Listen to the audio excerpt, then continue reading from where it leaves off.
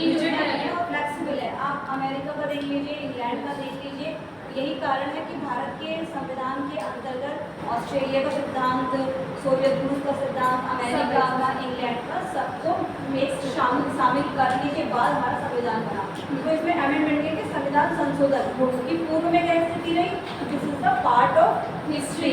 ये है इतिहास का पार्ट कि पहले की शासन व्यवस्था में क्या नियम कानून थे और आज की शासन व्यवस्था में हम किस तरीके से इसको मॉडिफाई करके इसमें ये चेंजेस कर सकते हैं, यानी कि समाज को हम किस तरीके से परिवर्तित कर सकते हैं। तो ये कानून और हिस्ट्री दोनों को आपस में कनेक्ट करते हैं। अब हम जब हिस्ट्री पढ़ रहे हैं तो इतिहास की जब हम बात करते हैं तो हम उस समय के कानूनों को अलग अलग अभिप्राय में हम उसमें पढ़ेंगे। यानी कि उस समय ईस्ट इंडिया कंपनी से, जैसे आपको जो सिलेबस है ईस्ट इंडिया कंपनी से स्टार्ट हुआ, तो उस समय क्या नियम कानून थे, कैसे ईस्ट इंडिया कंपनी ने भारत में प्रवेश किया, और सबसे इम्पोर्टेंट क्या है इसके लिए 3P+E का फॉर्मूला है हिस्ट्री में। ये पढ़ा होगा तुमने, 3P+E का फॉर्मूला, यानी कि इनके बिना कोई भी टॉपिक, कोई भी क्वेश्चन अधूरा है। जब आप 3P और E को शामिल कर लेते हैं तो अपने आप की हिस्ट्री का जन्म हो जाता है, एक हिस्ट्री तैयार हो जाती है।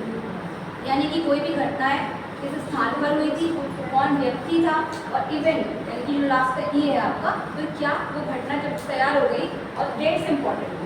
डेट्स के बिना आपका कोई भी क्वेश्चन अधूरा है। ये बात मैं बीए में वहाँ बच्चों को बोलती हूँ, बिना डेट्स के पूरे क्वेश्चन लिख देते हैं, ऐसा था, ये था, वो था, लेकिन क्या क्या था, इम्पोर्टेंट क्या है, सन।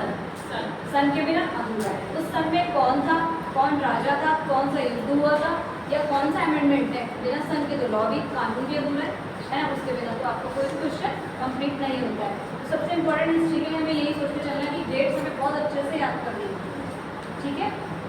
लिख के पढ़ो, लिखते रहो, पॉइंट्स में लिखते रहो, और अगर आप फ्लेक्सिबल तरीके से लिख रहे हो ना, डेट्स आपने याद कर लिए तो आपको इतना रटने में, याद करने में इतनी प्रॉब्लम नहीं होगी। तो ईस्ट इंडिया कंपनी से जैसे हमने स्टार्टअप करते, ईस्ट इंडिया कंपनी भारत के अंदर आई, तो ईस्ट इंडिया कंपनी भारत में क्यों आई, व्यापार के उद्देश्य से क्यों आई, व्यापार के उद्देश्य से भारत में आई, और लेकिन धीरे धीरे करके उन्होंने पूरे हिंदुस्तान पे कब्जा करने का प्रयास किया। लेकिन स्टार्टिंग में उनका ऐसा उद्देश्य नहीं था कि स्टार्टिंग में उनसे व्यापार के उद्देश्य से आए थे, उनके अपने लॉ कानून थे, तो वो अमेंडमेंट है, यानी कि जो 1960 किसने 1600 में आई, 1660 है, तो हिस्ट्री कंप्लीट 1660 में आई। तो हम हमारी जो हिस्ट्री स्टार्ट होती है हमारे बच्चों की, वो 1660 से स्टार्ट होती है। तो उस समय ईस्ट इंडिया भारत में क्या आई, उसके क्या नियम कानून थे, क्या क्या उनकी व्यवस्थाएं थी, ये टॉपिक खैर मैं रिवाइज कर रही हूँ, मैंने एक बार मैंने आपको बताया भी है, क्लास ज़्यादा बच्चे ज़्यादा हैं। तो अब उसके क्या अमेंडमेंट थे, क्या नियम कानून थे, भारत में व्यापारिक उद्देश्यों से आई, एक गवर्नर जनरल उनका था अपना, लेकिन वो उनका जो उद्देश्य था, उनकी अपनी काउंसिल बनी, उसके अपने अपने मेंबर्स थे, उनकी अपनी व्यवस्था थी, लेकिन उसके बावजूद भी वो लोग सेटिस्फाई नहीं हुए। जब हम एक चीज़ से सेटिस्फाई नहीं होते हैं तो दूसरी घटना अपने आप तैयार हो जाती है। जैसे कि फर्स्ट बैटल वॉर के बाद सेकेंड बैटल क्यों हुआ, प्रथम विश्व युद्ध के बाद द्वितीय विश्व युद्ध क्यों हुआ, क्योंकि उसमें जो ऐसी कुछ घटनाएं थी, यानी कि कुछ ऐसी शर्तें थी जिनको ये पूरा नहीं कर पाए, और नहीं कर पाए तो द्वितीय विश्व युद्ध का जन्म हुआ। कब हुआ था द्वितीय विश्व युद्ध, सेकेंड वर्ल्ड वॉर कब हुआ था, 1939, फर्स्ट और 1940 से 1914।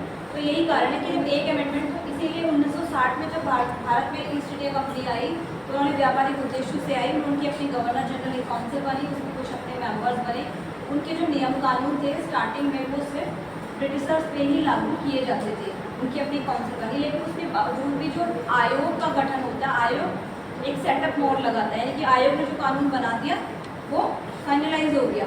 तो इसलिए तब उन्होंने कंपनी की जो इंग्लैंड की महारानी थी, कौन थी इंग्लैंड की महारानी, महारानी एलिजाबेथ को उन्होंने लेटर भेजा कंपनी के अंदर। जब अनुशासनहीनता को देखा उन्होंने कि चारों अनुशासनहीनता फैल रही है, यानी कि इनडिसिप्लिन है, तो उन्होंने आयोग की डिमांड करी कि आयोग की स्थापना की जाए, और जो कंपनी का अपना गवर्नर जनरल है उसको ज़्यादा पावर दी जाए, यानी कि ज़्यादा पावर दी जाए, जिससे कि वो कंपनी के ऊपर नियंत्रण कर सके। तो उसके बाद आयोग का गठन हुआ, तब हमारा कौन सा आया, 1661 में चार्टर, 1660 है आपके में, उसके बाद 1661 का अमेंडमेंट आया। तो 1661 में क्या हुआ, 1661 में इन्होंने आयोग का गठन किया। आयोग का गठन होने के बाद ईस्ट इंडिया कंपनी का जो क्षेत्र था वो ज़्यादा बढ़ गया और ज़्यादा पावर बढ़ गई। लेकिन अब व्यापार करते करते करते उन लोगों ने धीरे धीरे हिंदुस्तान की जनता को हिंदुस्तान राजनीतिक रूप से उसमें इन्वॉल्व हो गए और हिंदुस्तान की जनता को भी कंट्रोल करने का उन्होंने प्रारंभ कर दिया। धीरे धीरे करके व्यापारिक उद्देश्यों से वो भारत को उपनिवेश के रूप में यानी कि भारत के इस्तेमाल के रूप में भारत की जनता का इस्तेमाल करने लगे। जो भी उन्होंने उपनिवेश किया यानी कि जो भी व्यापारिक उद्देश्य से यानी कि कच्चे माल की प्राप्ति हुई, तो कच्चे माल में जो मजदूर हुआ वो कौन मजदूर हुआ? वो भारत हिंदुस्तान का जो मजदूर है उसका लिया, यानी कि मजदूरी किसकी लगी? हिंदुस्तान की जनता को, और उनका दोहन होना प्रारंभ हो गया। उनको पूर्ण तरीके से मजदूरी नहीं मिली, तो हिंदुस्तान की जनता का तो यही धीरे धीरे गुलामी के सरफेस में आने लगे, धीरे धीरे करके ऐसे करके। तो इसलिए 1660 और 1661 तो ये आपके फर्स्ट यूनिट पर बात है। आया समझ में? Yes ma'am.